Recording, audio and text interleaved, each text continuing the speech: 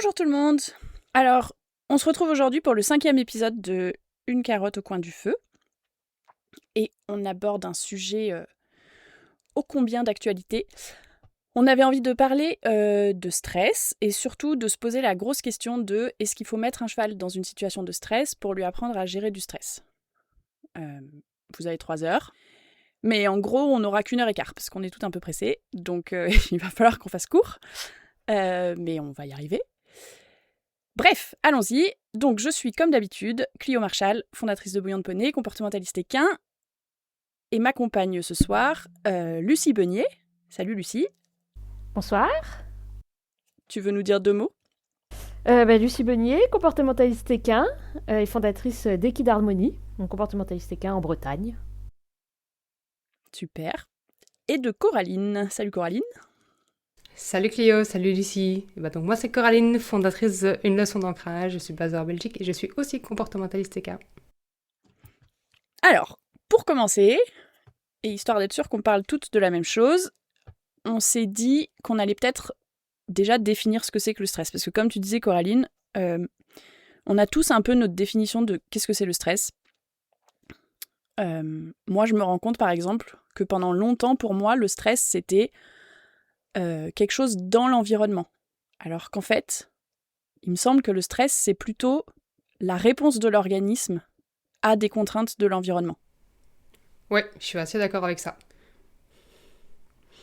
Je pense que si on va vraiment regarder dans ce qui se passe dans l'organisme, quand on est dans une situation de stress, et je ne vais pas encore aller dans est-ce qu'il y a du stress, du bon stress, du mauvais stress, etc., on va avoir des changements physiologiques, donc des choses qu'on ne va pas forcément pouvoir observer à l'œil nu, comme le rythme cardiaque, le fait qu'il y ait du cortisol qui se relâche dans l'organisme du cheval et des choses comme ça, mais qui peuvent être mesurées et qui vont être utiles dans le cadre d'études scientifiques pour vraiment comprendre dans telle situation qu'est-ce qui se passe pour le cheval, qu'est-ce qui amène des réactions. Et puis on va aussi avoir des signes comportementaux, on va aussi avoir des changements par rapport à un comportement entre guillemets qu'on va considérer normal du cheval, où on va voir du mouvement accéléré, par exemple, des postures qui vont changer, de la crispation sur certaines zones du cheval. Et je pense que c'est ça qu'on peut peut-être le plus facilement utiliser comme identificateur, qu'il y a eu, que soit il y a du stress là maintenant, soit qu'il y a du stress qui se répète et qui est donc un peu à long terme. Mais en tout cas, comme tu le disais, une réponse de l'organisme et donc du cheval dans notre contexte, soit à l'environnement, soit même à quelque chose qui se passe en interne, parce que je pense qu'on peut dire que la douleur, par exemple, ça amène aussi un certain stress chez le cheval. Ouais, carrément. Lucie, tu veux ajouter un truc? Non, pour moi c'est assez clair et complet ce qu'a dit Coraline. On va effectivement retrouver plusieurs éléments dans le stress. C'est des éléments qu'on peut voir, comme tu disais, sur le comportement et des éléments qu'on ne peut pas voir. La réponse du système nerveux autonome, les réponses hormonales, etc. Donc il y a des choses qu'on peut mesurer, d'autres qu'on ne peut pas mesurer. Mais globalement, le stress, c'est un peu tout ça. Et un stress non visible ne veut pas dire qu'il n'est pas là. Parce que tout n'est pas forcément présent en même temps. On n'a pas forcément un cheval qui part au galop systématiquement quand il est stressé. On peut avoir des rythmes cardiaques très élevés et un cheval immobile. Donc on peut avoir tout ça, mais pas forcément tous visibles ou exactement en même temps. Ouais, c'est ça, c'est hyper difficile de réduire le stress à une liste de comportements ou de... Alors on peut bien sûr, de la même façon qu'on peut réduire... Enfin, on peut catégoriser le stress en disant que ça induit tel et tel changement physiologique, mais je trouve ça parfois difficile de dire tel comportement c'est du stress. Je pense que c'est toujours une combinaison de comportements et d'analyse du contexte. Déjà, selon l'individu, il y a des chevaux selon leur historique, selon le contexte autour d'eux, selon la race aussi, et le tempérament, qui vont avoir des signes de stress qui vont plus se répéter que d'autres. Des chevaux qui vont se mettre à piocher ou taper du pied, par exemple, et d'autres chevaux qui vont plutôt avoir une posture très figée, mais pas du tout dans le mouvement. Il y a des chevaux qui vont exprimer tant l'un que l'autre, mais dans des contextes différents. Et il y a des chevaux qu'on verra jamais foutre le camp plein pot, Alors qu'il y a des chevaux, dès qu'il se passe un truc, leur réponse, ça va être la fuite ou ça va être l'attaque, peut-être dans des conditions plus liées à la douleur ou à des inconforts comme ça. Mais il y a toujours une combinaison de facteurs qui surviennent en réponse à quelque chose dans l'environnement ou à quelque chose qui se passe en interne chez le cheval, qui va pouvoir nous dire, tiens, je remarque ça, dans tel contexte, ça dure ou ça dure pas, est-ce que ça se répète quand ces facteurs ou ces conditions sont répétées? Du coup, j'en arrive à la conclusion que mon cheval est en train de vivre un stress, ou en tout cas, qu'il y a quelque chose qui l'impacte négativement et qui lui pose problème. Ouais, je pense qu'un truc sur lequel on peut s'arrêter aussi 2 minutes, c'est que l'intensité de la réaction comportementale n'est pas forcément proportionnelle à l'intensité du stress ressenti. Ouais. C'est-à-dire qu'il y a des chevaux qui vont très vite exploser et puis en fait redescendre en 2 minutes et passer à autre chose. Là où il y a des chevaux qui vont par exemple être complètement apathiques alors qu'ils sont sous un stress chronique hyper intense depuis hyper longtemps, quoi. Oui, comme tu dis, Clio, il n'y a pas des comportements, on peut se dire là, il n'y a pas de stress. Un peu comme la douleur. On peut pas dire là, il n'y a pas de douleur, mais là, il n'y a pas de stress parce qu'on voit pas de comportement. Mais il y a des comportements, on peut se dire s'ils sont là, on peut supposer un stress. Et comme tu dis, Coraline, allié après avec tout ce qu'on a dans l'environnement, ce qu'on voit qui se répète ou autre. Moi, ce que je trouve toujours perturbant, c'est qu'en fait, le stress, on l'utilise dans le vocabulaire et dans le langage comme la cause, alors qu'il est la conséquence. J'ai l'impression. Il est la conséquence d'un déclencheur ou d'un cumul de déclencheurs ou d'une situation ou d'une douleur, enfin peu importe, enfin d'un déclencheur, quoi. Et nous, on dit « il y a stress », là où on devrait dire « il y a déclencheur » et donc le cheval est dans une situation... le cheval est sous état de stress, en fait. Ouais. Je sais pas comment dire. C'est pas tant la situation qui est stressante, le stress, c'est plutôt la réaction qui est mise en place par l'animal pour répondre à la situation, qu'on appelle du coup stressante, mais qui est en fait une situation, quoi. Oui, c'est ça, la situation est stressante si le cheval la perçoit stressante. Elle sera pas forcément stressante pour un autre cheval ou un autre individu, mais elle est stressante si le cheval la perçoit comme stressante.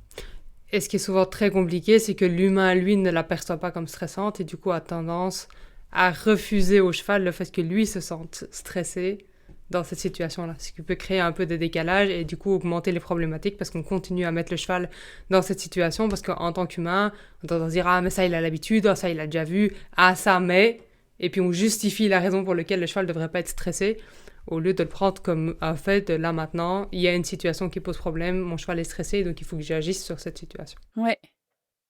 Je trouve que le fait de le voir comme la conséquence, ça amène aussi autre chose. C'est-à-dire que, du coup, on peut réfléchir à la situation de 2 façons. On peut réfléchir à comment réduire le stress de l'animal, ou on peut réfléchir à comment réduire les déclencheurs ou les déclencheurs pour que la situation ne soit plus stressante. Et ça ne veut pas dire qu'on a augmenté les capacités du cheval, mais ça veut dire qu'on a fait en sorte que cette situation-là ne mette plus le cheval dans un état de stress. On y reviendra, je pense, par la suite, mais en tout cas, je trouve intéressant de noter ça parce que c'est 2 façons complètement différentes d'aborder la gestion du stress. Parce qu'il y en a une où, en fait, on gère pas le stress. On gère avant le stress. Ouais, tout à fait. Oui, c'est une forme de gestion des antécédents. Exactement. Allez, écoutez l'épisode 2. Épisode 2 ? J'aurais dit le 3, mais 3. peut-être. C'est tout à fait l'épisode 3. Du coup, par où apporter cette question ? La grosse question qu'on essaye de se poser, parce qu'il y a un peu 2 écoles, j'ai l'impression, dans le comportement et dans l'éducation du cheval, mais chez le chien c'est pareil, et chez l'humain aussi beaucoup. Il y a ceux qui vont dire il faut protéger l'animal du stress le plus possible, le garder dans une zone verte, et il sera de fait plus à même d'affronter les situations stressantes quand elles se présenteront. Et il y a les personnes qui vont dire il faut mettre le cheval dans une situation de stress parce que si on ne le met pas dans une situation de stress, et ben du coup, le jour où ça lui arrive, il ne saura pas quoi faire. Ça, c'est un peu la question qu'on va essayer de détricoter pendant toute la conversation. Je trouve que ça rejoint un peu... mais ça, c'est un peu, de toute façon, en filigrane dans toutes nos conversations, mais je trouve que ça vient aussi un peu toucher la question du R+, R-, parce que, évidemment... qu'il y a des tendances plutôt associées à une méthode et plutôt associées à l'autre, même si ça se vérifie quand même un peu moins aujourd'hui qu'à l'époque, je trouve. À l'époque, on dirait que je suis vieille. Mais il y a quelque temps. Mais voilà, en tout cas, je me disais, c'est bien si on garde un peu ça en tête aussi, d'essayer de voir comment ça joue dans ces deux méthodes principales chez le cheval. Ouais. Moi, il y a déjà un truc sur lequel j'ai envie de réagir. J'aime beaucoup la façon dont tu l'as formulée, dans le sens où je la trouve intéressante. Cette critique de dire, si je ne mets pas mon cheval dans une situation de stress, il ne saura pas quoi faire. Et je trouve ça vraiment intéressant comme réflexion, et on l'entend super souvent sur les réseaux sociaux, parce que le cheval, il va toujours savoir quoi faire. Il y a toujours des instincts qui vont revenir. Il va, la plupart du temps, avoir une réaction. Il y a très peu de chevaux qui, face à un stress, vont directement se mettre en shutdown, être enfermés sur eux-mêmes et avoir absolument zéro réaction. La plupart du temps, quand on dit le cheval va pas savoir quoi faire, en fait, ce qu'on sous-entend, c'est le cheval va faire un truc qui va être dangereux pour moi ou qui m'arrange pas. Et à partir du moment où on prend ce point de vue-là, je me dis, mais si je sais que si je mets mon cheval en situation de stress, il risque de faire quelque chose qui va être dangereux pour moi ou qui va pas m'arranger, pourquoi est-ce que je commencerais pas d'abord par veiller à ce que ces réactions par défaut dans des situations contrôlées où il n'y a pas de stress ou très peu vont être des habitudes qui vont m'arranger et me mettre en sécurité. Et donc, une fois que moi je suis arrivée dans mon chemin personnel à cette réflexion-là, je me suis vraiment dit, mais pourquoi est-ce qu'il faudrait que je mette mon cheval en situation de stress ? Parce que pour revenir à ta réflexion du R-, c'est comme l'autre parallèle qu'on fait souvent, il faut pas que tu cèdes parce que sinon il va apprendre que... Ok, il va apprendre que si t'as lâché la longe, il peut se barrer parce que de toute façon, tu courras jamais aussi vite que lui.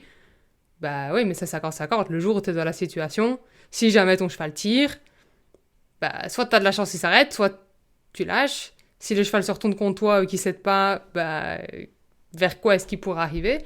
Et je trouve que dans tous les cas, c'est plus dangereux de s'engager dans cette route-là plutôt que de se dire « Ah, j'ai peut-être essayé de préparer le truc différemment » pour éviter autant que possible que ça arrive. Plutôt que de me dire, je me jette dedans et advienne que pourra, il va soudainement apprendre à faire un truc qui, moi, m'arrange. Genre, d'où ? Pourquoi ? Pourquoi est-ce que soudainement, il ferait un truc qui t'arrange plus, plutôt que le truc qui t'arrange pas, alors que t'as pas pris le temps de le préparer avant, en dehors des situations de stress ? Ouais. Je pense qu'il y a aussi ce côté, alors comme tu as amené la comparaison R plus R-, Clio, je poursuis un peu dans ce que disait Coraline, il y a aussi ce côté travailler en zone verte. J'ai l'impression qu'on le retrouve plus en R+, ne serait-ce que parce qu'en théorie, quand on travaille en R+, et qu'on cherche à avoir du 100% R+, qu'on cherche, j'entends, on n'est pas censé pouvoir contraindre vraiment notre cheval. Donc on a tout intérêt à rester en zone verte, contrôlée, sécurisée pour tout le monde, parce que c'est pas du jour au lendemain, on va se dire, allez, demain je pars en balade, mon cheval est en liberté, avec un peu de chance, comme j'ai des bouchons de foin sur moi, si on croise un tracteur, il va rester à côté de moi et tout se passera bien. Ouais. Donc je pense que forcément, la réflexion, elle part pas vraiment de la même manière que si je me dis, j'ai ma longe, j'ai mon stick, si on croise un tracteur, j'ai des gros biscottos, je retiendrai mon cheval et on se poussera sur le côté et ça le fera. Et je pense qu'il y a un peu ce côté-là aussi, on perçoit pas le stress de la même manière, tout simplement parce qu'on part pas avec les mêmes... c'est un mot un peu fort, mais avec les mêmes armes, si on peut dire, dès le début. Et donc, on visualise pas le travail de la même manière vraiment.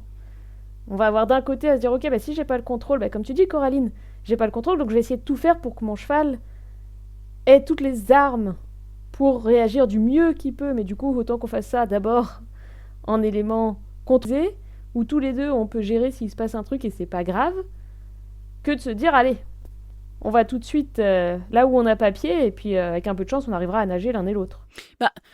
Je pense que dans l'ensemble, on peut spoiler un peu, mais on est toutes d'accord pour dire que nous, notre vue sur la question, c'est que il vaut mieux préserver son cheval et le travailler en zone verte, et il saura quoi faire le jour où il est en zone rouge, que de le mettre en zone rouge pour l'habituer à gérer le stress. Oui. Sans forcément dire pour autant que notre cheval ne sort jamais de son précaré. Bien sûr. L'un n'est pas... Voilà. Il y a ça aussi. Il y a beaucoup de personnes qui pensent que zone verte égale je reste dans ma zone de confort et je n'en sors jamais. Alors qu'on n'est pas du tout là-dedans quand on parle de rester en zone verte. Mm-hmm. La zone verte, on peut petit à petit l'agrandir sans faire vert rouge. Et ça qu'on soit en R+, ou en R- en soi. Alors là, du coup, pour moi, tu bascules dans ces gens qui vont te parler justement du stress positif. C'est parfait, mais quelle perche merveilleuse, Lucie. de ces gens qui vont nous dire que le cheval n'apprend pas. Alors ça, moi, je l'ai entendu beaucoup. Le cheval n'apprend pas en zone verte parce qu'il est dans son petit confort et du coup, il n'y a pas de progrès. Qu'il n'apprend pas non plus en zone rouge parce qu'il est bien au-dessus de ses seuils et que du coup, il n'y a plus personne, le cerveau est débranché, c'est cata. Ce qui n'est pas faux.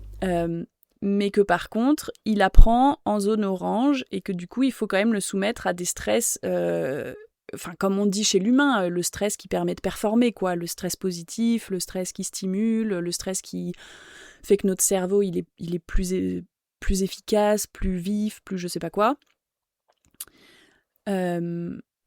Moi, j'aime beaucoup la vue de Robin Foster là-dessus, qui utilise aussi cette espèce de courbe. Bon, je suis hyper nulle en maths, donc ne me demandez pas comment s'appelle cette courbe qui est plate sur les extrémités et qui fait une bosse au milieu. Mais elle met là-dessus... La courbe de Gauss. C'est possible.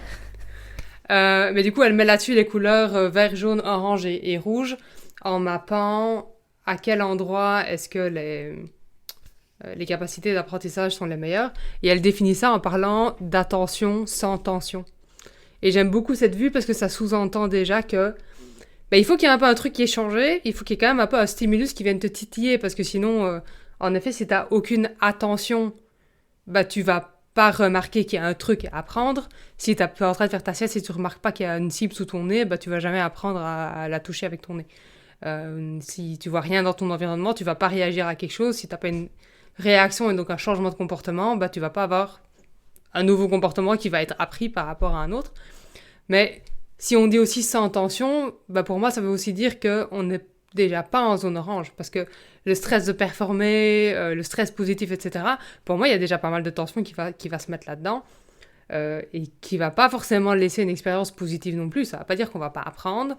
Mais par contre, ça va peut-être se faire un petit peu avec une association émotionnelle qui va pas être idéale. Donc, moi, j'aime bien me dire, à chaque fois que j'amène un nouvel apprentissage à un cheval, que ce soit vraiment dans l'éducation de base, dans l'entraînement de base, ou alors dans tout ce qui est gestion émotionnelle, gestion extérieure, tous ces éléments-là. Je veux le mettre dans une situation où il a encore en capacité de comprendre et de remarquer que il y a un truc qui change. Et ce truc qui change, quand on parle de stress ou de gestion des émotions chez le cheval, je pense que c'est hyper important de le voir aussi sur la conséquence et de se dire, tiens, j'ai peut-être une situation qui a tout petit peu commencé à m'inquiéter. Ah, mais là, en fait, par contre, le résultat final de cette situation, il est vachement mieux, il est vachement plus positif. Mais donc, avoir un peu de tension, enfin, d'attention en l'occurrence, un peu ce truc qui te titille et qui te sort un brin de ta zone de confort pour amener un changement, je pense que oui. Mais cette zone, en vrai, pour moi, elle est toute petite. Elle est juste au moment où tu sors du quotidien, de ta routine, où en fait tu réfléchis pas vraiment, et il y a ton cerveau qui revient dans l'ici et maintenant et qui se dit « Ah, il y a un truc auquel il faut que je fasse attention, il faut que je fasse attention à mes prédictions, il faut que je fasse attention aux conséquences de mes actions. » Et tout ça, évidemment, c'est inconscient d'une certaine façon. On ne se promène pas juste dans la rue en disant « Tiens, il faut que je fasse attention à tel truc, et pas trébucher sur un trottoir parce que sinon c'est chiant, ça fait mal quand je me casse la gueule de l'autre côté. » Mais je pense qu'il faut qu'il y ait ce mécanisme-là qui s'active quand même dans le cerveau. Et ça me paraît tout à fait cohérent et j'ai l'impression que particulièrement dans le monde du cheval, et j'imagine dans d'autres aussi, mais le monde du chat, je ne le connais pas beaucoup, qu'on a étiré ça en disant « Ah, mais c'est bon, il est stressé, mais c'est comme ça qu'on apprend. » Et on a un peu fait un raccourci là-dessus, plutôt que de se dire c'est une question de salience et d'activation du cerveau dans une situation. Ouais, j'aime bien cette phrase de l'attention sans tension. Parce que effectivement, je trouve que c'est assez parlant. Enfin, c'est ça, on veut que le cheval soit attentif, soit en tout cas motivé à s'intéresser à ce qu'on lui propose ou à ce que l'environnement lui propose, mais ça veut pas pour autant dire qu'il faut qu'il y ait un stress ou qu'il faut qu'il soit... ça veut pas dire que ce stimulus doit être ressenti négativement, en fait. Et que du coup, ils doivent se préparer à le gérer en ayant tous ces changements justement physiologiques, émotionnels, comportementaux dont on parlait au début. Il doit juste être, juste entre guillemets, être remarquable, mais pour qu'il le soit, il faut aussi que tous les autres stimuli ne le soient pas. Parce que quand on travaille vraiment dans des situations de stress, c'est ce fameux truc de mon cheval, il apprend pas en situation de stress. C'est pas qu'il apprend pas, c'est qu'en fait, il va apprendre un truc sur lequel on n'a pas le contrôle, il va juste apprendre une réaction au milieu d'un million de choses différentes qu'il pourrait faire. Et peut-être qu'il va apprendre un comportement ou une réaction en relation à le vélo qui vient de passer dans la rue et pas ce que tu viens de faire toi et ton stick à ce moment-là, parce que si le cheval est surchargé de plein de stimuli différents, auquel est-ce qu'il va être en train de faire attention quand toi t'essayes de lui expliquer un truc qu'il est censé faire. Et je pense que c'est ça qui est difficile souvent dans les situations de stress, c'est que les gens, eux, parce qu'ils sont convaincus et concentrés sur le comportement que eux veulent faire maintenant, je veux que mon cheval recule parce que je veux pas qu'il me dépasse, et que le cheval il vit complètement à 400 mètres de là, bon 400 mètres j'exagère, mais peut-être à 40 mètres de là, parce qu'il y a un arbre qui fait peur, parce qu'il y a un tracteur qui arrive, ou parce qu'il y a un cheval qui vient dénir, en fait le stick il le remarque pas, ou alors ça c'est un niveau de 2 sur 10 par rapport à l'autre truc qui lui fait peur qui est à 8 sur 10, et donc soit de l'apprentissage va être hyper mauvais parce qu'il va pas être précis assez, ou alors le cheval va apprendre un autre truc parce que lui tout ce qu'il regarde c'est le vélo ou le villatron et pas du tout le stick. Ouais, et ça fait une bonne transition. Moi, une des choses qui me fait très peur quand on me dit il faut mettre le cheval en situation de stress pour qu'il apprenne à gérer le stress, c'est que on sait que le cheval il apprend par l'expérience, et on sait que c'est encore plus valable pour les expériences négatives, parce que du coup, en fait, sa survie en dépend. Donc son cerveau, il se met en mode survie, et là, il enregistre les infos de façon hyper nette. Mais comme tu dis, Coraline, on ne sait pas exactement quelle info il enregistre à ce moment-là, quoi. En tout cas, lui, il enregistre ce qui va lui sauver la vie. Et du coup, je trouve ça hyper risqué, en fait, de se dire, je vais mettre mon cheval en situation de stress, parce que si je gère un peu mal mon truc et il m'arrache la longe, en fait, lui, il va se dire, ok, ce qui m'a sauvé la vie dans cette situation-là, c'est d'arracher la longe. Et en plus, elle a lutté contre, elle a mis une pression, donc la prochaine fois, tu sais quoi, j'arrache la longe avant même qu'elle me pose la question. Et il y a un peu ça, et du coup, pour moi, il y a un risque d'escalade, et surtout, il y a un risque d'ancrer des comportements qui n'étaient pas là à la base, et qui n'ont aucune raison d'être là, ou qui en tout cas n'auraient pas été là si on avait amené l'apprentissage de façon progressive. Et du coup, je me permets un petit interlude, j'entends un peu des histoires en ce moment, et ça fait plusieurs fois qu'on me le dit, de gens qui gardent des chevaux entiers en se disant, bah oui, parce que j'ai pas de problème. Il me pose pas de problème, il est super sympa, il vit avec des hongres, aucun souci. Donc je vois pas pourquoi je le castrerais. Ok, et je leur dis, ok, mais les entiers, on sait que ça peut... Enfin, je suis pas pro-castration, mais j'aime bien amener les gens à se poser des questions là-dessus. On sait que les entiers, ça peut être problématique, ça peut avoir des comportements agressifs, et ça peut être compliqué à gérer dans un troupeau. Et donc les gens me disent en général, ah oui, si ça devient compliqué, je le castrerai. Comme si, une fois que le cheval avait cassé la gueule, l'entier avait cassé la gueule à 3 autres chevaux, on allait le castrer, et d'un coup, il allait redevenir hyper paisible dans son troupeau. Les gars, moi j'ai essayé, j'ai 3 troupeaux maintenant. J'ai pas essayé pour ces raisons-là, mais le fait est que moi, mes chevaux, ils ont eu des expériences négatives, et maintenant ils ont beau être castrés, et il y en a un, il est castré depuis bientôt 6 ans, il ne vit toujours pas avec des hongres. Parce qu'en fait, lui, ce qu'il a appris, et il l'a appris très fort et très vite, et j'en ai pour un moment avant d'arriver à lui désapprendre, c'est que quand il y a un autre mâle en face de lui, on lui pète la gueule. Point. Du coup, je trouve ça ouf de baser sa stratégie sur une méthode où tu te dis, en fait, je vais le mettre dans une situation, je suis pas hyper sûre du résultat, parce que ça se trouve, ça va me dépasser, me déborder, et du coup, il va avoir une réaction hyper forte, hyper violente que je ne maîtriserai pas, et qui va enregistrer comme étant la bonne réaction. Ouais, avec le risque en plus que ce soit des réactions qui se généralisent par la suite. Que mon cheval apprenne, il y a une tension sur la longe, c'est n'importe quoi, j'arrache tout, mais même pas forcément si y a un truc qui fait peur, j'ai une tension sur la longe, j'arrache tout et je me tire. À la limite, c'est 3 pas derrière pour aller brouter, pas de problème. Mais effectivement, ou après, derrière, on a des soucis généralisés, parce qu'à la base, notre cheval s'est fait déborder à un moment où on n'a pas réussi à gérer, parce qu'il y avait trop, parce qu'au moment où on pensait que tout était calme, on a eu le tracteur, l'avion et l'hélicoptère qui s'est posé dans le champ à côté, et que là, c'était too much. Surtout que, je te coupe 2 secondes, ça pour le coup on sait que la généralisation elle est beaucoup plus efficace et rapide sur tout ce qui est négatif. Donc sur tout ce qui est peur, frustration, les émotions qui nous arrangent pas, on va dire, se généralisent beaucoup mieux que toutes les choses positives qu'on essaye nous de retravailler derrière.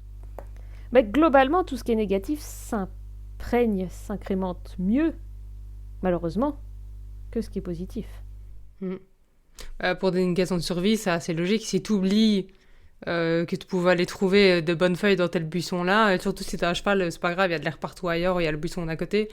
Par contre, si tu oublies qu'il faut pas foutre le camp à côté d'un rocher parce qu'il y avait un puma derrière, bah tu l'oublieras pas 2 fois parce que tu t'es fait bouffer et du coup le problème est réglé. Donc, même d'un point de vue évolutif, c'est hyper logique.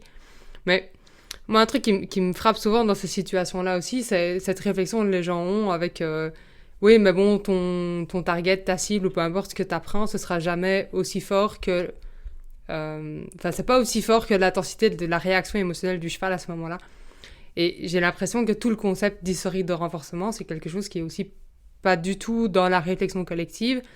C'est-à-dire un comportement qui est appris, qui est répété, qui est renforcé, qui devient une habitude sur lequel on insiste tout le temps, il se solidifie quand même nettement plus fort que quelque chose qui a été fait 3 fois.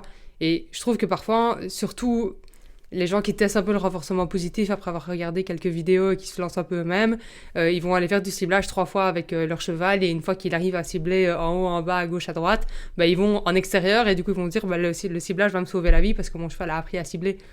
Mais le problème c'est que l'historique de renforcement et toute la solidité qu'on a créée autour de ce comportement-là sur même juste quelques semaines, ne va jamais compenser l'intensité émotionnelle de toute une sortie en extérieur. Surtout si on se dit directement, c'est bon, maintenant je pars en balade, je pars 1h30 et je vais croiser 19 000 stimuli sur toute ma balade. Alors que la réflexion que je pense qu'on a toutes autour de ces réactions, de ces situations-là, c'est vraiment d'ancrer des comportements super forts pendant plusieurs semaines, plusieurs mois. Et comme le disait Lucie, ça ne veut pas dire que pendant tout ce temps-là, on passe juste notre vie au pré et qu'on fait rien d'autre que faire du ciblage de nez, hein, c'est pas ça. Mais que tous ces trucs-là, on va les répéter tout le temps pour que le jour où le cheval a le choix entre « Ouh, je le sens pas trop, peut-être que je vais foutre le camp » et « Oh, ce truc qui a été une super bonne solution pour moi pendant 1 million de fois », il y a plus de chances qu'il bascule de ce côté-là. Mais si c'est quasiment du 50-50 entre les deux choix, il va prendre la situation qui va lui sauver la vie parce que l'inné va reprendre un peu... l'inné ou les acquis, en fonction de ce qui a été acquis avant, va reprendre le pas là-dessus. C'est surtout un peu prétentieux, non, de croire que alors notre cible, même avec un historique de renforcement de ouf, ne sera jamais suffisante, mais quelqu'un avec ses 50 kilos au bout d'une longe fera le poids. Ouais. Enfin, je veux dire, on oublie des fois que c'est des chevaux, quoi. On a tellement l'habitude de pouvoir les plier dans tous les sens et les casser comme on veut, qu'on oublie qu'en fait, quand ils sont en mode ça va pas du tout, il faut que je me tire d'ici, ils vont pas nous poser la question, quoi. Mmh. Et on a beau avoir travaillé la pression sur la longe, le fait de céder au licol, si le cheval il veut tirer et se barrer, il va tirer et se barrer, quoi. Et moi, ce que je trouve, entre guillemets, drôle avec cette réflexion-là aussi, c'est que si cette logique-là, elle tenait, pourquoi est-ce qu'on a toujours des accidents avec les chevaux ? Ou alors est-ce que tous les accidents qu'on a avec les chevaux, c'est uniquement avec des gens qui sont trop abrutis pour avoir appris la session sur la longe à leurs chevaux et qui n'ont jamais travaillé ça ? Mais en fait non, des chevaux qui ont appris à céder, on en voit plein et on voit bien que ça marche pas. Mais je pense que ces gens-là, ils te diront que c'est des chevaux qui n'ont pas assez travaillé. Qui n'ont pas été travaillés dans... Mais comme nous, on dirait à l'inverse que c'est des chevaux qui n'ont pas été assez travaillés en R+, enfin avec la cible ou... Bah oui, mais c'est ça. Mais du coup 50-50. Si t'as un risque, si le travail n'a pas été fait assez en profondeur, t'es quand même le risque d'accident, quand même le cheval qui se barre, quand même le cheval qui tire. Moi ok, je vais le faire avec la cible alors, parce que visiblement il n'y a pas plus d'assurance d'un côté que de l'autre, avec la cible ou n'importe quoi d'autre en fonction, mais j'ai pas l'impression qu'il y ait vraiment tellement plus d'assurance que ça fonctionne avec une autre méthode, à moins de monter dans un niveau d'aversif qui va toujours aller dépasser le truc que le cheval veut fuir, et en même temps j'ai pas envie d'amener tellement d'aversif dans la situation de mon cheval que c'est moi qui deviens le plus aversif que quoi que ce soit d'autre. Et puis, comme dit Clio, faut pas oublier que c'est quand même des animaux qui font, allez, on va dire de 300, je vais pas prendre les tout petits poneys, à quasiment 300 kilos à quasiment que les une miens, tonne. ils font que 200, mais quand ils veulent se barrer, ils se barrent. Hein. Bon, disons de 200 du coup, ne faisons pas. De 200 à quasiment une tonne. Le cheval qui veut se barrer, il peut se barrer, surtout que tirer c'est une chose, mais un cheval qui veut vraiment se tirer, il n'a pas que sa force, il veut vraiment se débarrasser de l'humain qui est pendu au bout de sa longe, malheureusement. Donc c'est là où, effectivement, quelle que soit la chose, comme tu dis, Coraline, il y a quand même un point sécurité qui est à prendre en compte et qui, mine de rien, autant commencer à bosser tout ça en zone verte, sécurisée et qui est la plus safe pour tout le monde. D'un point de vue global, ça mettra tout le monde moins en danger que si on se dit allez, je vais aller travailler à côté de l'héliport. Mon cheval, il a jamais vu un hélicoptère et ça va super bien se passer, j'en suis sûre. Et je pense qu'un autre élément dans cette réflexion du travail de la zone verte, c'est que comme nous, les bisounours de ce monde, on fait plein de mini-étapes pour en arriver au résultat où on veut aller, je pense qu'on a aussi une bien meilleure compréhension, et ça paraît peut-être un peu... genre, je me jette des fleurs en disant ça, mais... je pense quand même on a une vue un peu plus granulaire et un peu plus précise de la limite du cheval, elle est où. Et du coup, si tu l'as travaillé comme ça en amont, ça aide quand t'es en extérieur à te dire, tu sais quoi, là maintenant je vais rentrer. C'est pas le tour que je voulais faire, mais je vais pas prendre le risque de finir ma boucle sans savoir ce que je vais rencontrer encore sur le chemin. Parce que si mon cheval a une capacité de, je sais pas, 120, là je suis déjà à 80, quitte à me mettre dans la merde, je préfère que je vais être dans la merde à 100 mètres de l'écurie, en sachant ce qui arrive devant moi parce que j'y suis passée il y a 20 minutes, plutôt qu'en étant sur le dernier kilomètre avec encore je sais pas quoi qui va m'arriver dessus. Et je pense que, en tout cas pour moi, c'est un des composants hyper importants de tout ce travail de rester dans la zone verte, c'est que si tu essaies de l'avancer petit à petit et de toujours travailler autour de cette ligne-là, tu perçois la limite un peu plus vite et ça te permet de réagir de façon plus à propos pour éviter d'aller te mettre dans cette fameuse zone rouge. Ça veut pas dire que ça arrive jamais, il y a des imprévus dans l'environnement, mais au moins tu t'arrêtes un peu plus vite parce que tu fais vraiment les choses en conscience, de dire là je sais que je travaille sur une limite, je vais choisir de pas aller plus loin. Et il y a un truc que je trouve aussi en zone verte pour l'humain, c'est que du coup l'humain aussi reste plus conscient. On est pareil, moins en stress nous-mêmes en général. Donc on est plus à même de voir un peu tout ce qui se passe, de réfléchir, d'être posé dans notre tête aussi. Et c'est un truc que Clio avait dit il y a, je sais pas combien de temps, Clio, tu pourras préciser si tu te souviens, mais le principe de récompenser tout ce qui nous semble normal. Et ça, on l'oublie, je trouve, souvent. Le côté où mon cheval, il a eu peur d'un petit truc, mais je veux dire 3 fois rien, effectivement, il va monter, il va se dire « Ah non, c'est rien ». Mais comme il a eu un peu peur, il a légèrement tiré sur sa longe, mais en fait, comme c'est rien, hop, il relâche aussitôt. Et ça, en tant que bisounours, cliquer récompenser, c'est dire à son cheval, mais c'est super ta réaction, c'est exactement ça ce que je veux, même le jour où ça fait un peu plus peur et que c'est pas tout de suite, ah ben non, c'est rien. Alors que c'est vrai que sinon, on a tendance à, si on est nous-mêmes déjà dans un truc où on est complètement stressé, à se dire, oh là là, comment il va réagir, c'est pas forcément la chose qu'on va penser à récompenser, on va pas lui dire, c'est super ce que t'as fait là, on va juste dire, oui, ben c'est normal, il est pas censé tirer. Et il y a tout ça qui vient rentrer dans cette historique de renforcement aussi, et qui vient appuyer, approuver mon cheval sur toutes ces réactions qu'on veut voir justement, et qui viennent nourrir le fait que le jour où il aura un peu trop peur, il va peut-être tirer sur sa longe et dire « Ah non, c'est vrai. Ok. On souffle un coup, j'arrache pas tout et super mon poney, c'est génial. Viens, on fait demi-tour, oui, on rentre parce que là, effectivement, j'avais pas vu le truc qui a débarqué d'un coup. Et viens, on va se rentrer un peu plus loin, mais c'est top, bravo. Et penser à récompenser, à récompenser tous les petits comportements qui sont ce qu'on veut. Et là, on est quand même plus à même d'y penser quand nous-mêmes, on est en zone verte. Et pas en train d'essayer de gérer tout ce qui se passe autour, à se dire, voilà, sur quoi est-ce que mon cheval va sauter ? On me demande souvent, moi, quand je dis aux gens, il faut bosser en zone verte, ils me disent, ah, ok, d'accord, mais comment on sait quand est-ce qu'on peut aller un tout petit peu plus loin ? Et je leur dis, le jour où tu te poses plus la question. En fait, le jour où ça te paraît évident. Et du coup, c'est pour ça, moi, je fais plus trop de débourrage, mais à l'époque où je faisais des débourrages, j'étais un peu bête, mais souvent, je les faisais sans bombe. Parce que j'avais pas du tout prévu de monter sur le cheval ce jour-là. Mais qu'en fait, on avait tellement travaillé en amont, et que c'était tellement évident, et que j'étais tellement certaine qu'il allait rien se passer du tout, que c'était pas grave de m'asseoir dessus sans bombe. Et je trouve ça toujours fou, moi, les gens qui préparent les débourrages, ils ont un airbag, quelqu'un qui tient le cheval, quelqu'un qui a déjà appelé les secours à côté, enfin t'étais là, waouh, mais monte pas dessus, du coup, ne fais pas ça, en fait, si tu le sens pas, ne le fais pas, et les gens c'est pareil, ils me disent, ah là on fait une promenade en main, oh là là, j'ai hyper peur, n'y va pas, du coup, c'est pas, Et du coup, on les ramène sur une zone verte. Alors, on travaille le fait de simplement tourner dans le champ, parce qu'en fait, c'est le seul endroit où ils se sentent en sécurité avec leur poney. Et ils me disent, ok, mais du coup, quand est-ce que je sais que je pourrais sortir du champ ?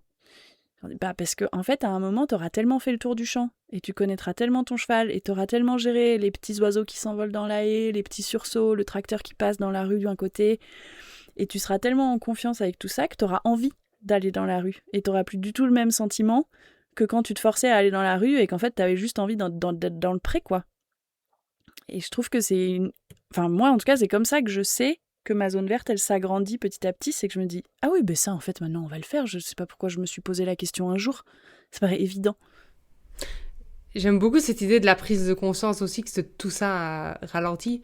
Parce que si tu réfléchis à ce que vit un cheval dans la plupart, on va dire, des écuries ou des pensions relativement traditionnelles, ben le cheval, il connaît son champ, on va dire, peut-être à 80%, peut-être même pas à 100%, parce qu'il y a toujours des coins dans lesquels ils vont pas, et on s'est jamais posé la question, on se fait, oh, ils vont pas brouter là, c'est du refus, on s'en fout.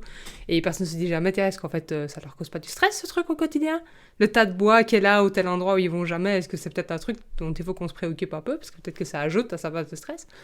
Et puis on le sort du pré, on va à la salle de pansage. Tous les trucs au milieu, le cheval n'a jamais eu le droit d'aller mettre son nez dessus, donc il est obligé de se promener avec des œillères comme si rien de tout ça n'existait.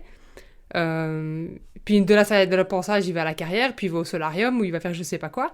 Et en fait, tout cet environnement-là, on prend jamais le temps de le gérer, d'aller faire un truc dedans, de dire « Ah, tiens, en fait, t'es vraiment à l'aise avec ça, il y a ce truc-là qui fait du bruit, il y a ce truc-là qui sort comme ça, il y a ce truc-là qui... Quand tu marches dessus, ça fait un bruit différent. » Et je trouve que si les chevaux ont déjà...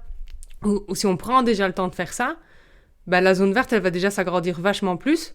Parce que sinon, tu sors du pré, tu traverses la cour, la salle de pansage, la carrière, et les 224 trucs qu'il y a sur le chemin, au moment où tu arrives en balade, le cheval, il a déjà une tête comme ça de tous les trucs qu'il a vus dans son environnement et qu'il n'a pas compris, qu'il n'a jamais pu interpréter, avec lesquels il n'a jamais pu interagir.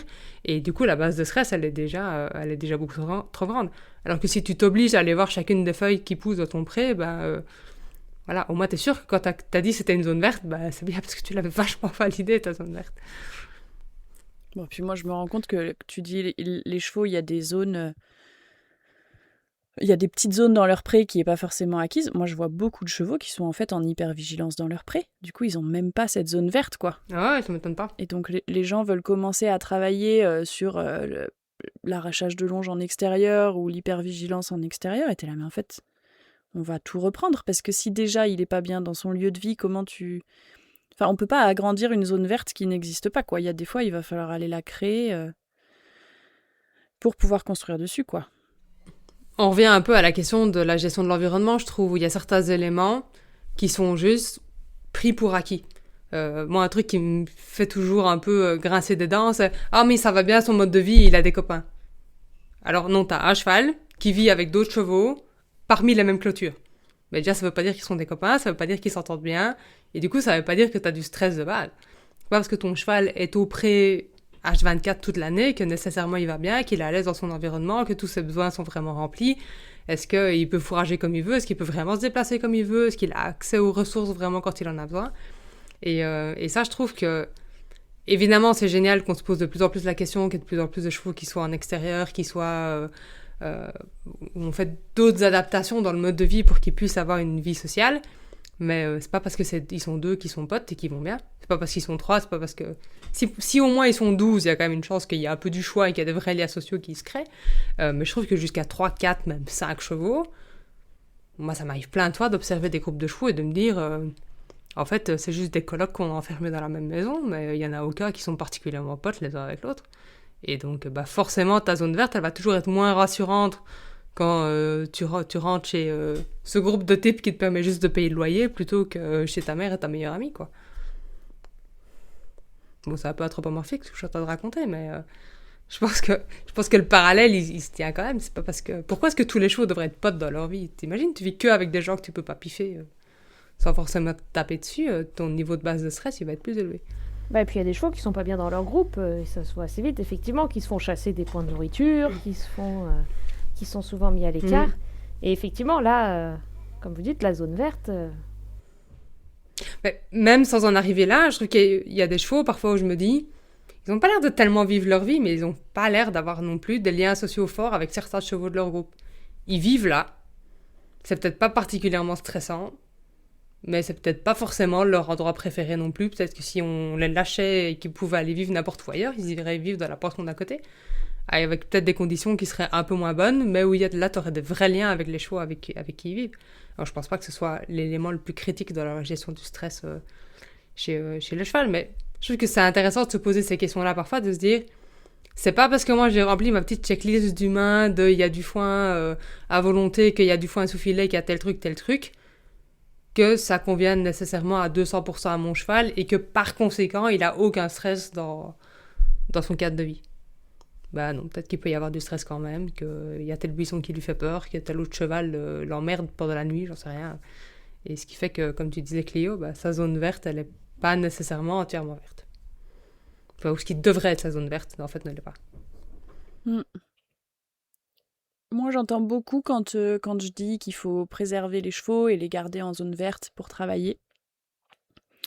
On me dit que, du coup, je les cocoune et que ils apprennent pas, c'est pas ça la vie, quoi. C'est pas ça la vie, Cléo. J'entends beaucoup ça. Et déjà, je trouve ça triste, parce que j'aimerais bien que ça soit ça la vie. Et je suis d'accord que c'est pas ça la vie. Mais en fait, moi, je trouve que c'est la vie que j'ai envie de leur offrir dans les temps que je choisis. C'est-à-dire les temps d'entraînement. Parce que leur vie au quotidien, elle est quand même gérée par... Enfin, elle est limitée. Disons, je reprends. Le confort que je voudrais leur apporter et le degré de satisfaction et de bien-être que je voudrais leur apporter au quotidien est limité par toutes mes contraintes logistiques, financières, en termes d'hectares, de fourbures et d'autres abondances d'herbe au mois de mai, qui font que je peux pas leur offrir exactement la vie que je voudrais leur offrir. Mais par contre, il y a un temps dans la relation qu'on a où je peux choisir entièrement ce que je leur offre, c'est nos temps d'entraînement et les temps qu'on partage ensemble. Et du coup, moi, j'ai envie de leur offrir une zone verte à ce moment-là. J'ai envie de leur offrir du confort et le fait de savoir qu'ils vont bien et qu'ils sont bien et qu'ils ne seront pas attaqués, ils ne seront pas mis en danger, ils ne seront pas mis dans une situation stressante de mon plein gré. Mais voilà, du coup, c'est toujours ça qu'on me rabâche. C'est pas la vraie vie. Un jour, tu vas sortir de ton cocon, ça va te faire tout drôle. Blablabla. Et chez moi, ça ne se vérifie pas. Moi, mes chevaux, ils sortent quand même... Enfin, ils sont très préservés. Ils ne travaillent pas beaucoup, mais quand ils travaillent, ils sont très préservés. Et les fois où ils vivent des trucs un peu foufou, genre, je sais pas, j'emmène mon entier se faire castrer à l'école Veto à Lyon. J'estime que c'est après 3 heures de trajet, c'est quand même un peu foufou. Il s'est comporté comme un agneau, il a été hyper gentil et j'ai eu aucun problème. Donc, cette petite phrase de « c'est pas ça la vraie vie, Clio » ne se vérifie pas. Je sais pas ce que vous en pensez, vous. Et il y a la phase d'après qui vient aussi. Mais non, mais c'est parce qu'il est gentil. Ah putain, c'est vrai. Elle me gave celle-là aussi. J'ai oublié cette phrase. Ou t'as de la chance. Ou j'ai de la chance.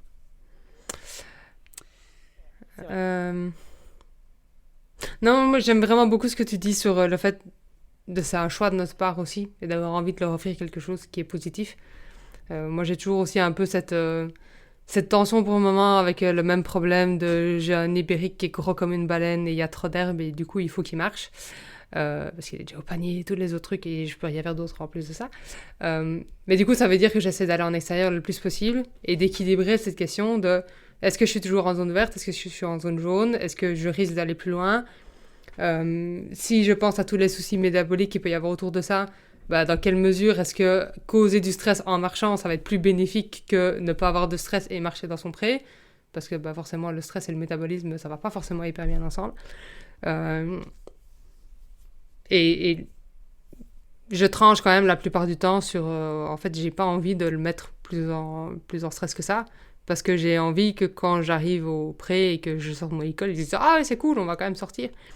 Et parfois, je suis surprise aussi d'avoir des situations qui me paraissent stressantes, où je me dis « Merde, il y a ce truc-là que j'avais pas prévu ». Et donc, on a été quand même un poil trop loin par rapport à ce que j'aurais voulu. Et puis, de donner un peu le temps, d'avoir la récupération dans les jours d'après. Bon, un truc qu'on me critique toujours aussi, c'est « Ah, mais c'est bon, ça l'a pas trop stressé, tu peux aller en balade demain ». Non, en fait, je vais prendre 3 jours à juste aller faire des trucs qui sont super cool au pré, où je vais pas le sortir, je vais pas du tout le reconfronter à ce déclencheur-là, pour essayer de laisser le souvenir se perdre un peu, plutôt qu'elle est reconfrontée au même truc le lendemain, parce que là, du coup, je suis certaine que ça va se consolider. Et Et je trouve que plus je fais ça, plus j'ai un cheval qui est facile dehors aussi, et qui est pas toujours facile dans toutes les situations, mais qui n'a pas non plus un historique d'être réputé facile pour ce genre de choses. Mais je me sens jamais en danger avec lui. Je trouve que de plus en plus, il prend de bonnes décisions, qu'il se gère de plus en plus par lui-même. Et je vois pas pourquoi j'essaierais, comme on le disait tout à l'heure, d'aller jouer sur la ligne de pousser plus loin au cas où ça deviendrait pire. Ça pourrait devenir mieux, mais ça pourrait aussi devenir pire. Bah, les gens te diront parce que ça va arriver, tu vois. Moi, dans ce cas, on me dit, bah oui, mais le jour où, bah tu peux pas choisir. Alors c'est vrai, évidemment, les jours où, je sais pas, je dois l'emmener en clinique, je choisis pas. Mais j'ai quand même l'impression que tout ce que j'ai fait en zone verte, on n'a pas juste regardé les oiseaux chanter, quoi. En fait, on a bossé. On a bossé sur notre lien, on a bossé sur la confiance qu'il peut avoir en moi, la confiance qu'il peut avoir en lui, on a bossé sur plein de compétences que du coup, il est capable de remobiliser dans des moments stressants. Ouais, je trouve qu'on sous-estime effectivement complètement tout ce qu'on peut bosser en zone verte et l'utilité entre guillemets qu'on peut y retrouver le jour où, justement, ça arrive. Que il faut monter absolument dans le vent parce que effectivement, il faut aller en clinique, que d'un coup on se retrouve, il faut avoir une manipulation vraiment pas chouette, que il faut qu'on parte d'un coup. Mais je trouve que justement, alors, à part les chevaux qui ont été très bossés ou les chevaux complètement éteints, mais je trouve que le cheval, justement, à qui on n'a pas forcément, enfin, qu'on a amené tranquillement, sur lequel on a bossé beaucoup de choses en zone verte, qui a appris à faire confiance, que ce soit en lui-même, en l'humain qui le travaille, etc., va plutôt mieux vivre la contrainte que celui qui vit des petites expériences vraiment pas chouettes assez régulièrement, qui est pas très sûr, qui est pas... Et puis le jour où ça arrive aussi, mais c'est pas forcément plus cool ce jour-là que le cheval à qui on a posé des grosses bases solides et qu'on a pris le temps de lui montrer tranquillement les différentes choses qui pourront arriver dans sa vie, mais en zone verte, sans forcément l'emmener d'un coup hyper haut. Et je pense qu'on sous-estime énormément tout ce qu'on a même petit à petit dans son quotidien, dans sa zone verte, tout ce qui vient faire notre base, et comme tu dis Clio, qui pourront être remobilisés derrière, le jour où il y a un impératif. Je trouve que toute cette réflexion aussi de la contrainte, ça me rappelle ce que tu disais un peu au début, Lucie, avec le fait que dans toute cette réflexion-là, on part par des perspectives différentes. Parce que, dites-moi comment c'est pour vous, mais moi, dans les situations que j'ai eues avec Pastor, depuis que je travaillais très majoritairement, autant que possible, en renforcement positif et toutes les méthodes liées, quand j'ai vraiment dû le mettre dans le vent et qu'il voulait vraiment pas, parce qu'on était à la clinique veto, qui venait d'être opéré et qu'il fallait rentrer, et que là, il fallait bien rentrer, c'est même pas tellement qu'on partait, c'est qu'il fallait bien rentrer à la maison un jour.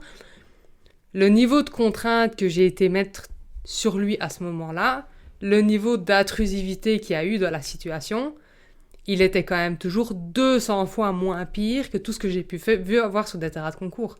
Ça aurait jamais pu arriver qu'avec ce que je lui ai fait subir, entre guillemets, dans ces situations-là, il se mette debout, il se retourne et qu'il se blesse gravement ou un truc comme ça. Parce que, avec tous les apprentissages qu'il y a autour, le fait de jamais avoir de contraintes ou aussi peu que possible, tu vas pas avoir la même réaction à bon, ok, là en fait je vais te pousser sur les fesses avec mes deux mains à plat pour que tu montes dedans parce que là il faut pousser et qui finit par faire ah c'est bon, je vais avancer mes pieds. Parce que c'est tellement inhabituel par rapport à ce qu'il vit d'habitude de ne jamais avoir de contact sur quoi que ce soit parce que si je vais quelque part, il suit, que ça va avoir, je pense, un effet différent que le cheval qui constamment se fait pousser, tirer dans tous les sens, qui a ces situations-là qui sont tout le temps répétées, le jour où tu as beaucoup plus d'émotions, il y a beaucoup plus de désensibilisation qui s'est fait à ces manipulations-là aussi. Donc tu as nécessairement besoin de quelque chose qui va être plus intrusif, plus aversif, et qui, je pense, va aller causer des réactions plus fortes pour pouvoir gérer cette situation-là. Et du coup, qui sont plus dangereuses aussi. Ouais, moi je te rejoins. Mais après, moi, j'ai des poneys. Mais je le retrouve aussi sur certains chevaux que j'ai pu bosser. Après, j'ai pas eu l'occasion d'en bosser beaucoup sur du long terme en R+, mais en tout cas, je le retrouve vraiment chez mes chevaux. J'en ai 2, par exemple, que j'ai jamais travaillé en R-. Bon, je le travaille pas beaucoup, mais le peu qu'on a fait, ils sont travaillés en R+. Donc, ils ne savent pas céder à la pression. c'est typiquement les chevaux, tu sais, tu veux tourner la porte, tu gères un peu mal ton truc, alors par réflexe, tu mets la main sur la cuisse, le gars te regarde, genre, mais qu'est-ce que tu fais avec ta main sur ma cuisse? Parce que si tu veux que je me tourne, c'est pas comme ça qu'on demande. Mais par contre, une fois, je me souviens, j'ai dû mettre Yota dans la remorque, on n'était pas tout à fait d'accord sur comment ça allait se passer. Pareil, j'ai mis les 2 mains sur les fesses, il montait, quoi. Enfin, il a jamais appris à céder à la pression. Donc non, je te rejoins vachement. En fait, moi, j'ai l'impression qu'il nous pardonne beaucoup plus les fois. Mais ça, c'est prouvé en... Oh là, attendez, je vais finir une phrase. Je trouve qu'il nous pardonne beaucoup plus les fois où on doit sortir du cadre et les mettre dans l'inconfort et faire un peu de la merde. Parce que c'est tellement occasionnel qu'ils se disent wow, ok, d'accord. Et ça rejoint un peu ce qui se dit beaucoup en soins COP. Alors, c'est pas ma spécialité, mais pour avoir un peu échangé sur le sujet quand même... Plus tu fais du soin avec consentement, et plus les animaux, ils te pardonnent les fois où il y a contention. Ouais, et ils tolèrent en général vachement mieux ces fois-là. Et ils tolèrent beaucoup mieux. Ouais.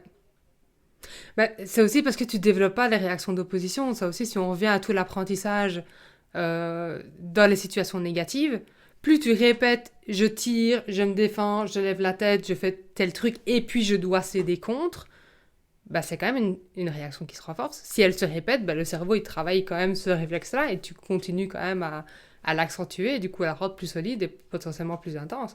Si tu mets jamais le cheval dans cette situation-là, bah, le temps que tu as tout ce qui se connecte en disant « Tiens, en fait, j'arrive pas de cette situation, je vais tirer plus fort, je vais me lever, je vais taper, je vais faire un truc comme ça », bah, tu as quand même beaucoup plus de chances qu'en fait le truc il soit déjà passé avant que le cheval développe l'idée de se dire « Il faut que je m'en sorte autrement ». Et donc, pour moi, c'est toujours la même logique. Si je ne mets pas le cheval dans cette situation-là et qu'elle n'arrive pas, elle a d'autant moins de chances d'arriver. Donc, autant tourner autour autant que possible et développer d'autres solutions. Il y a ça, plus le fait que du coup, on n'entretient pas une association négative avec la manipulation du moment.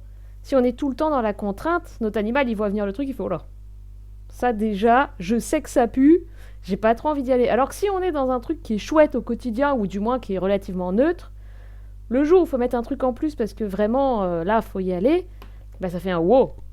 Mais ça fait pas un je suis déjà à 1000% et on rajoute un truc en plus. Et là, non, ça va pas du tout. Si c'est comme ça, je me tire, vous faites sans moi. Donc il y a aussi ça, mine de rien, qui rentre en compte, je pense, dedans.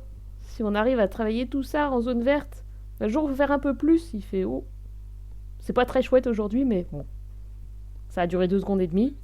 Oui, mais c'est 1% par rapport aux 90% où il est là. Ah, en fait, c'était en fait quand même cool de me faire piquer dans la colure parce qu'il y a eu des carottes après. Exactement. Et du coup, ils partent pas avec le doute, quoi.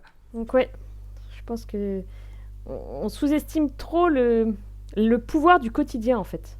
Et de que ce soit du positif ou du négatif, tout ce qu'on fait régulièrement, et bah ça s'incrémente et ça a un poids de plus en plus fort dans les deux sens. Un truc chouette, ça sera de plus en plus chouette. Un truc pas chouette, ça sera de moins en moins chouette. En fait, moi, j'ai l'impression que répéter des trucs pas chouettes, ça fragilise. Ça fait que tout devient fragile. Alors que répéter des trucs chouettes, ça consolide. J'ai vraiment cette image de... Quand t'es dans l'aversif tout le temps, dans la contrainte tout le temps, dans le fait de toujours aller un peu trop loin, de demander un peu trop fort, ben, du coup, tu rends ton cheval fragile, quoi. Fragile émotionnellement, fragile dans son lien à toi, fragile dans sa confiance en lui, enfin, tu vois. Moi, le parallèle que je fais tout le temps avec ça, c'est que pour moi, ça fonctionne pareil pour nous en tant qu'humains. Imagine que tu as quelqu'un dans ton entourage qui est peut-être quelqu'un de sapin, c'est pas ton meilleur ami dans la vie non plus, mais quelqu'un qui à la base est chouette, t'as rien contre cette personne, et à chaque fois que tu vas faire un truc avec cette personne-là, il t'arrive de merde. Parce qu'il a oublié de payer son train, parce qu'il a conduit bourré, parce qu'il a fait un truc qui n'est même pas agi sur toi, mais tu te retrouves impliqué dans une situation qui est négative et que du coup tu vis mal. Je pense que la plupart des gens, ils vont arrêter d'aller voir cette personne et de faire des trucs avec en disant je m'attends quand même à ce qu'à chaque fois il arrive quelque chose de négatif. Même si t'en es sorti, même si t'en as survécu, même si t'as peut-être appris quelque chose, même si t'es pas mort, t'es pas si grave. Au bout d'un moment, personne n'a envie de se dire « Ah ouais, tiens, en fait, on va voir ce qui va m'arriver comme connerie aujourd'hui. » Il y a sans doute des gens qui se disent ça, mais c'est quand même pas tellement la majorité, a priori. Et du coup, pour tout ce qui est attachement, pour tout ce qui est relation ou stimulus positif, négatif, tous les apprentissages qui vont autour, À ma connaissance, on n'a pas tellement de raison de penser qu'entre le système du cheval et celui de l'humain, il y a des différences tellement massives que pour se dire « Ah non, le cheval, il vit sans doute super bien tout ça et il crée une super relation avec la personne qui le met tout le temps dans des situations stressantes. » Ça n'a pas de sens. Bah non. Ça, ça rejoint un peu ce que tu disais, Lucie, tout à l'heure, quand je disais qu'il faut... Je m'autocite, du coup. Qu'il faut renforcer les bons comportements. Ça veut souvent dire renforcer rien. En fait, c'est ça que j'avais développé à l'époque. Parce que, en fait, très souvent, quand même, les chevaux nous donnent le bon comportement et on oublie de le renforcer parce qu'on le prend pour acquis. Alors que c'est le bon comportement. Donc, il mérite renforcement. Renforcement. On sait que, en fait, la confiance et le lien d'attachement, mais aussi la capacité d'exploration, la curiosité, elle se construit sur des petites victoires. Elle se construit sur le fait de savoir qu'on arrive à faire des choses. Et du coup, toutes ces micro-victoires, plus elles sont validées, plus elles sont renforcées justement et du coup consolidées, et plus ça grossit, et plus ça fait un être qui est solide et qui est confiant et qui est capable de réfléchir et qui est, comme on disait au début, du coup moins sensible au stress, enfin moins sensible à certaines situations. Ça veut dire qu'il va pas être mieux capable... Oh là là, ces phrases. Ça veut dire qu'il va pas mieux savoir réguler son stress, mais ça veut dire qu'il va vivre des situations qui, pendant un temps, auraient pu lui procurer du stress et qui maintenant ne lui en procurent plus parce qu'il est mieux dans sa vie, mieux dans sa tête, il sait mieux les gérer. Et où est-ce que je voulais aller avec ça ? Souvent, les gens, enfin en tout cas moi, les gens qui m'appellent, ils n'arrivent plus à voir des progrès parce que tous les jours, ils vont un tout petit peu trop loin. Je pense à cette hypervigilance en balade, par exemple, ou à l'anxiété de séparation. mais tous les jours, il y a ce petit truc. Non, mais en fait, c'est hyper dur de finir une séance. Par exemple, on travaille l'anxiété de séparation, tout s'est hyper bien passé. C'est hyper dur, pour nous, de valoriser notre séance en se disant « Ah, bah j'ai bien bossé aujourd'hui, il s'est rien passé. » C'est galère. On a plutôt envie qu'il se passe un truc et que le cheval derrière se corrige et réagisse correctement. Du coup, on a déjà envie de le pousser à la faute pour pouvoir nous renforcer dans l'idée que on a progressé parce qu'il se régule plus vite. Mais en fait, il faut qu'on apprenne à changer notre vision et à se satisfaire et être capable de se dire bah il s'est rien passé aujourd'hui quoi. Il s'est rien passé. On est allé à 10 mètres et il ne s'est rien passé et c'est super et du coup j'ai renforcé mon cheval à fond. Et tout ça, en fait, c'est des micro-victoires qui font que demain, on pourra aller à 11 mètres et il se passera rien. On se fait chier, c'est génial. Mais c'est hyper dur pour nous, surtout qu'on n'est pas du tout habitué à ça, ni dans la vie en tant qu'humain, ni dans le monde du cheval, quoi. Et je pense que c'est parce qu'il y a plein de trucs qu'on tient pour acquis. C'est comme toutes ces phrases de « Ah oui, mais il a 6 ans, il devrait être capable de ne pas reposer les pieds pour le maréchal. Oh, mais il a tel âge, il devrait être capable de faire ça. Oh, mais ça, il devrait X. » Et alors qu'en fait, non, tu prends le cheval de l'environnement, tu dis « Ok, où est-ce que ça en est ce truc-là ?» Et on va travailler là où c'est. Il n'y a pas... c'est pas une course, il n'y a pas des paliers qui sont censés être acquis, c'est pas un truc que tu branches dans le cheval à 4 ans, paf, tu rajoutes ce programme-là. Enfin, c'est pas comme ça que ça marche. Et du coup, pouvoir se poser, se dire, c'est là où j'en suis, ça fonctionne bien, c'est génial, c'est top.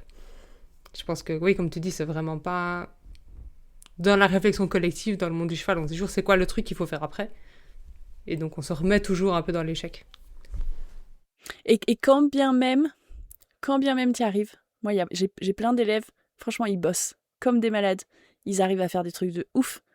Et ils me disent « Oh là là, depuis qu'elle a 4 ans, ça va mieux quand même. » Bah non, c'est ça. Depuis que tu bosses, ça va mieux, Ouais. en fait. C'est pas du tout... Enfin, tu sais, après, ils se cherchent des excuses et t'es là-bas. Faut pas se... Profitons des victoires quand même, pour nous aussi. Bah, c'est toujours plus facile d'aller identifier le truc qui a changé et de dire, tiens, c'est entre guillemets de la faute ou c'est grâce à ce truc-là, plutôt que des accumulations de choses sur 1 an, 2 ans. Et avec tous les chevaux anxieux et réactifs, je trouve que c'est ça qui est super compliqué. Les gens, ils veulent des compléments, ils veulent un traitement vétérinaire, ils veulent un truc qui fait que le cheval passe de anxieux le lendemain à pas anxieux. Alors que ça marche pas. Travailler avec un cheval anxieux, avec un cheval réactif, ça prend au mieux des mois, même probablement des années, parce qu'il y a, surtout si le cheval n'a pas justement 2 ans et demi, il y a tellement de choses qu'il faut désapprendre pour revenir à plus ou moins une base neutre et puis recommencer à créer un truc par-dessus, que déjà juste le temps de désapprendre tous les trucs qu'il fallait pas qu'il apprenne. Ouais, puis tu joues contre... parce que tu sais que tous ces comportements-là, ils sont auto-renforcés en plus. Donc dès que t'as le dos tourné, hop, tu fais 4 pas en arrière parce qu'il s'est auto-renforcé dans son truc. Et puis sur les chevaux anxieux, t'as en plus le principe de la charge allostatique qui est déjà tellement haute que lui apprendre à redescendre à un seuil qui est relativement sain, on va dire, eh ben ça peut prendre du temps et ça on le maîtrise pas vraiment. On le maîtrise pas dans le sens où il suffit pas de se dire on va faire un petit tour à pied, on va revenir, mon cheval il sera à l'homéostasie, ça va être génial. C'est comme la réflexion de se dire « Ah, mais j'ai fait tel truc et il devrait se sentir bien. » C'est pas parce qu'il a brouté de l'herbe que ça va mieux. Ok, c'est une activité qui, en théorie, est positive, mais c'est pas parce qu'en théorie, elle est positive et plaisante pour un cheval que là, maintenant, dans le contexte dans lequel tu l'as fait avec ton cheval, qu'elle est bien. Si ton cheval a des ulcères ou qu'il a mal partout, tu peux faire toutes les gratouilles que tu veux, il va pas kiffer sa vie. Et ça, je trouve qu'on a aussi du mal à se détacher de se dire quelle est l'expérience de mon cheval là maintenant, plutôt que oh, je prends tel truc, je le mets sur la situation, voilà, c'est bien, donc maintenant il doit aller mieux.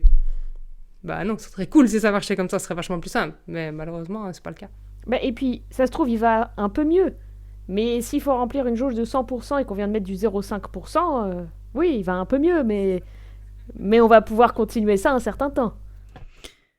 On s'était dit qu'on parlerait du fait de cette différence. Alors ça reprend plein de sujets. Du fait d'apprendre des compétences plutôt que des comportements. Et de, justement, du coup, les liens que ça fait entre les différentes approches. Et l'idée, c'est que, enfin, souvent, quand tu es en zone verte, tu vas essayer de développer des compétences que le cheval pourra remobiliser. Et quand tu es en zone orange ou rouge, tu essayes de gérer comme tu peux. Et donc, tu vas plutôt te concentrer sur des comportements précis. Mais je vous propose qu'on se garde ça pour une autre fois, parce qu'à mon avis, c'est un sujet qu'on pourrait développer pendant 4 heures. Et il nous reste exactement 14 minutes. Ouais, je pense que c'est une bonne décision. Je pense qu'on va être trop frustrés si on se lance là-dedans et qu'on ne peut pas continuer. Et puis ça fait un petit teasing pour le suivant. Ouais, grave.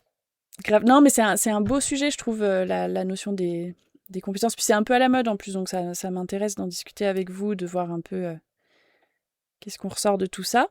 Mais un autre point qu'on s'était dit, enfin sur lequel je voulais votre avis, moi j'ai l'impression qu'il y a un petit biais du survivant. J'ai l'impression, parce que les gens qui travaillent en R+, du coup pour revenir un peu sur cette différence R+, R-, les gens qui travaillent en R+, et autres techniques associées, j'aime bien comme tu as dit ça Coraline, c'est très chic, sont plutôt les défenseurs de on reste dans la zone verte et on progresse tout doucement comme ça. Et du coup, ces gens-là se font souvent alpaguer sur les réseaux en mode mais le jour où t'es dans la merde, comment tu fais ? Par exemple, ton cheval est au bord de la route, il y a un camion, tu vas bien tirer sur la longe pour l'empêcher d'aller sous le camion. Et ils ont toujours un exemple d'un cheval qui a été bossé en R+, et où ça s'est mal passé. Ils ont toujours un truc en tête, alors que moi, j'en ai jamais rencontré. De tous les gens que je connais qui bossent en R+, j'en ai jamais connu qui ont été dans une situation comme ça. Mais du coup, j'ai l'impression que, en fait, on retient la situation qui s'est mal passée pour un cheval qui a été bossé en R+, et où, cette fois-là, le stress a été tellement important que la cible, comme tu disais tout à l'heure, n'a pas suffi. Et le cheval est parti dans le champ et ça a été un peu galère. Mais on retient pas toutes les fois où ça s'est pas passé, toutes les fois où on a mis le cheval dans une situation, enfin moi je sais que ça m'arrive, des fois je me dis avec mes chevaux, oh, j'espère que ça va passer, parce que j'avais pas prévu ça. Et ça passe nickel. Ça passe des fois même tellement nickel que j'en reste un peu scotché. Donc toutes ces situations-là, on n'en parle jamais. Et on parle jamais non plus de, comme tu disais tout à l'heure Coraline, tous ces chevaux qu'on prépare au stress en leur apprenant à céder à la longe, à la pression du licol, et on leur apprend à bouger leurs pieds dans tous les sens et à toujours respecter la personne, jamais avancer, enfin c'est toujours nous qui maîtrisons leurs pieds, blablabla. Et pourtant il y a des accidents tous les jours, il y a des chevaux qui se barrent en permanence, et nous les gens qui nous appellent, c'est des chevaux qui bossent comme ça. Enfin moi le nombre de gens qui m'appellent pour des arrachages de longe, alors qu'ils ont bossé sur la pression au licol toute leur vie, quoi. Je trouve ça toujours un peu fou. Je pense qu'il y a aussi une question de lecture de la situation, dans qu'est-ce qui se passe à ce niveau-là. Tu vois, la question de l'arrachage de longe, moi j'ai plusieurs situations avec Pastor où c'est arrivé qu'il il démarre d'un coup, parce que c'est un cheval qui peut avoir des réactions assez vives quand il est surpris. Et comme il est un peu grandiloquent dans ses réactions, sursaut, ça a vite fait de faire 4 mètres. Mais ça m'est arrivé plus souvent de juste dire, tu sais quoi, je lâche. Alors évidemment, je fais pas ça quand il est sur la route. Mais bon, ça lui arrive rarement d'être surpris comme ça, à ce point-là, sur la route. Mais il s'arrête, il revient. Et je pense que c'est une compétence hyper importante dans des situations où t'es pas forcément 100% au contrôle de ton cheval parce qu'il peut arriver 29 trucs qui se passent, que ton cheval soit capable de faire « Attends, j'ai été surpris, j'ai sursauté très fort parce que ça arrive. » Moi, un jour, en faisant mon jogging, je me suis cassé la gueule avec quelqu'un qui a déverrouillé sa voiture parce que je passais juste à côté. Je me suis fait super peur. Et pourtant, j'ai l'habitude de déverrouiller des voitures. C'est pas un stimulus nouveau. Mais pas savoir pourquoi ce jour-là, ça m'a vraiment fait peur. Mais j'aime beaucoup cette réaction qu'il a d'être capable de récupérer la situation, de se dire « Ok, attends, j'ai été surpris, mais ça veut pas dire que c'était vraiment dangereux. » Parce que ça, du coup, si je suis dessus, il y a des situations où, pour une raison ou une autre, je vais pas pouvoir utiliser la force pour réagir. J'ai confiance que sa réaction par défaut, la plupart du temps, ça va être de faire 4 mètres et puis de s'arrêter.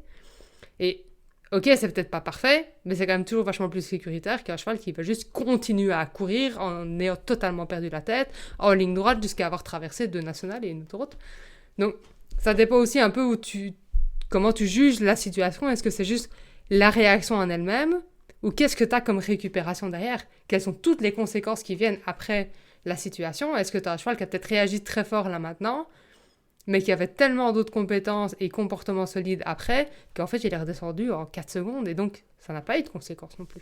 C'est peut-être visible, mais c'est pas forcément grave. Et puis, je pense qu'il y a une forme de biais de confirmation, parce que je suppose, Clio, que les gens qu'on voit qui disent « Ouais, le cheval en R+, qui a mal réagi », alors soit c'est des gens qui connaissent très peu de personnes en R+, et pas de bol, ils ont ce mauvais exemple comme seul exemple. Ça arrive, moi j'en connais effectivement, où c'est ça le seul exemple en R+, qu'ils ont, et c'est pas vraiment un bon exemple. Pas de bol. Soit juste qu'ils sont pas forcément très R+, et ça vient confirmer que le R+, c'est pas ouf. Et tout ce qu'on voit autour, comme c'est relativement habituel, alors pas forcément du gros accident, on s'entend, mais un cheval qui arrache la longe, comme tu dis Clio, c'est quand même malheureusement assez fréquent, et on fixe pas dessus. Alors que l'exemple qui nous sert dans notre argumentaire, et qui surtout nous nourrit dans notre biais, dans notre réflexion, dans ce qu'on veut croire, celui-là, il va marquer parce qu'il est intéressant pour ce qu'on veut penser. Et du coup, forcément, on va le ressortir parce que il y en a des personnes en R+, qui veulent pas contraindre leurs chevaux du tout, et effectivement, ils sortent avec leur cheval en liberté, et si t'as un camion, le cheval, il a peur, et qui... Les chevaux n'ont pas forcément appris, si, la compétence de, comme pastor, juste aller un peu plus loin et puis j'attends mon humaine, et que ça peut être dangereux.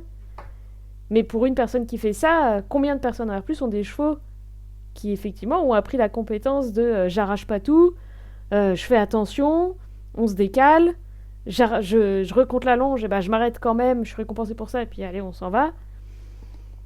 Je pense qu'il y a un gros biais de confirmation dans tous les cas pour ce genre de choses où on voit un peu ce qu'on veut voir.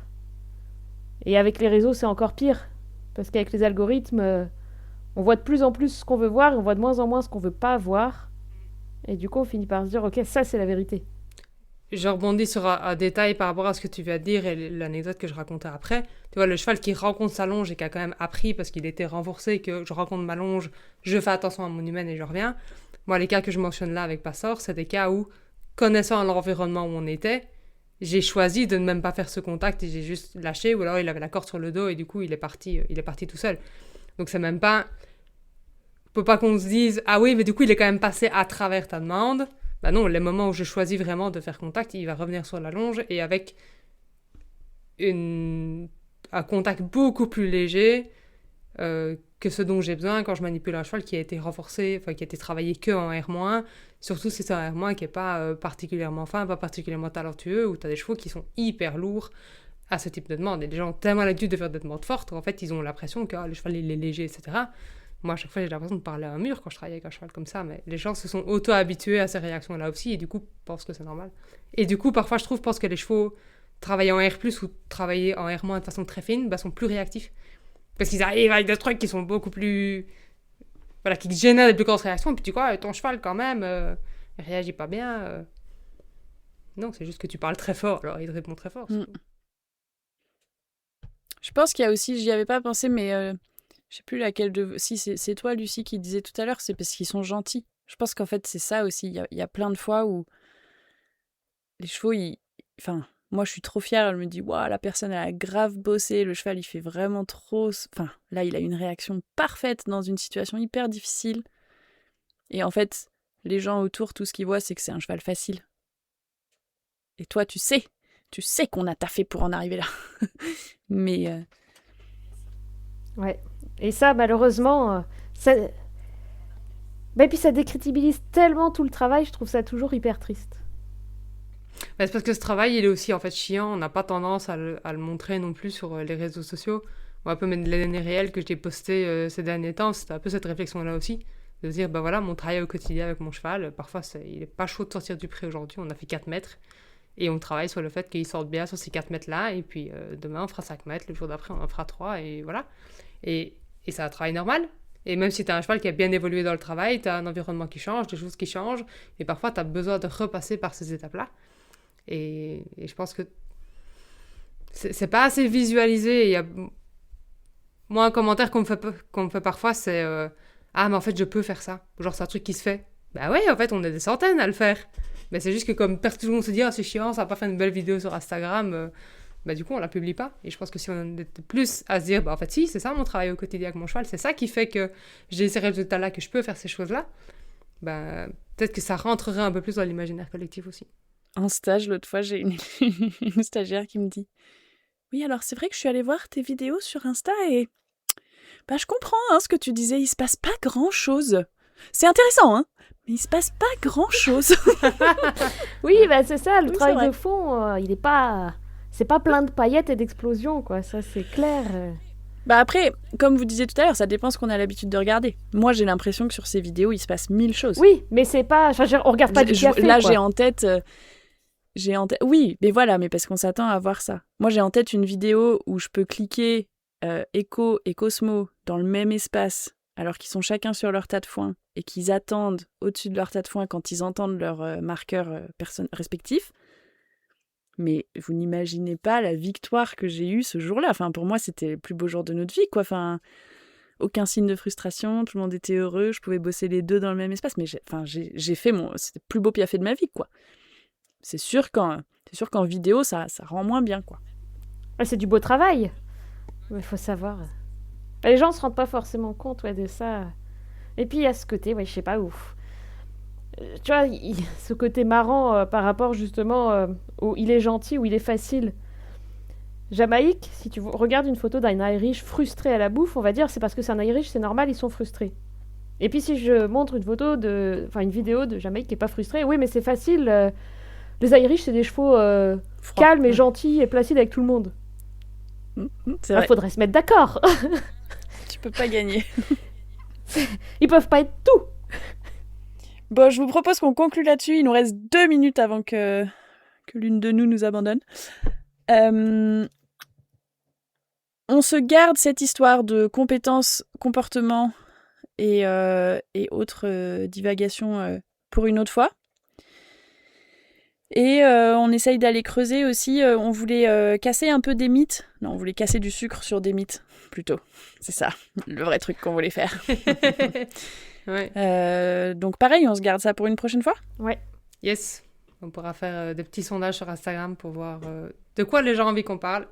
Et puis on fait notre petite sélection avec ça et nos propres idées. Et on verra de quoi on a envie de parler. Trop bien. Eh ben merci beaucoup de nous avoir écoutés jusqu'ici. Merci Coraline, merci Lucie. Merci Clio. Merci à tous. Merci à vous les filles. Et puis à tout bientôt. À très vite. À très vite. Salut, salut.